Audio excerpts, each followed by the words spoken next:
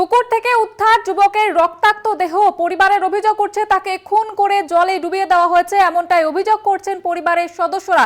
এই ঘটনায় চাঞ্চল্য ছড়িয়েছে এলাকায়। আপনাদের জানিয়ে রাখবো, এক ব্যক্তির দেহ উদ্ধার, রক্তাক্ত দেহ উদ্ধার পুকুর থেকে, এবং তার পরিবার যেমনটা দাবি করছে যে তাকে খুন করা হয়েছে বলে।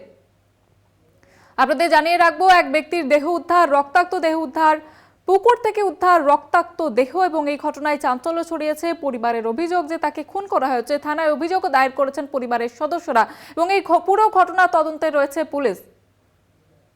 ব্যক্তির দেহে আঘাতের চিহ্ন রয়েছে এমনটাই জানা যাচ্ছে। পুকুর থেকে ব্যক্তির রক্তাক্ত দেহ উদ্ধার। পুকুর থেকে রক্তাক্ত দেহ উদ্ধারে চাঞ্চল্য ছড়িয়েছে গোটা এলাকায়। ব্যক্তির গায়ে আঘাতের চিহ্ন রয়েছে। ব্যক্তিকে খুনের অভিযোগ করছে পরিবারের সদস্যরা। যেমনটা জানাচ্ছিলাম যে এক ব্যক্তির রক্তাক্ত দেহ উদ্ধার পুকুর থেকে বাঁকুড়ার মিশ্রপাড়ায় ঘটনাটি ঘটেছে। এই ঘটনা তদন্তে নেমেছে পুলিশ।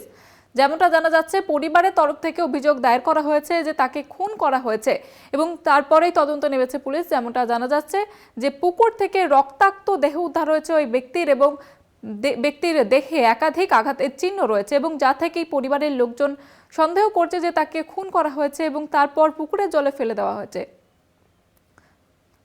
পুকুর থেকে ব্যক্তির রক্তাক্ত দেহ উদ্ধার, এই ঘটনায় অভিযোগ দায়ের করা হয়েছে থানায়, এবং ঘটনা তদন্তে নেমেছে পুলিশ। পরিবারের অভিযোগ ব্যক্তিকে খুন করা হয়েছে এমনটাই জানাচ্ছেন পরিবারের সদস্যরা। মৃত ব্যক্তির শরীরে আঘাতের চিহ্নও রয়েছে বলে জানা যাচ্ছে।